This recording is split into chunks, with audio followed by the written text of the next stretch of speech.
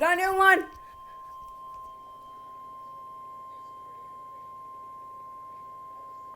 The National Weather Service in Pueblo has issued a severe thunderstorm warning for northeastern Fremont County and central Colorado, southwestern El Paso County and east central Colorado, northwestern Pueblo County and southeastern Colorado until 10:15 p.m. Mountain Daylight Time.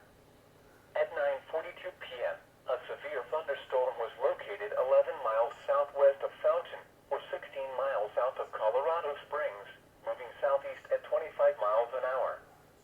Hazard, ping-pong ball-size hail and 60 miles an hour wind gusts. Source, radar indicated. Impact, people and animals outdoors will be injured. Expect hail damage to roofs, siding, windows, and vehicles. Expect wind damage to roofs, siding, and trees. Locations impacted include Fountain. For your protection, move to an interior room on the lowest floor of a building. Double header, please. Now here is Dang the it. hazard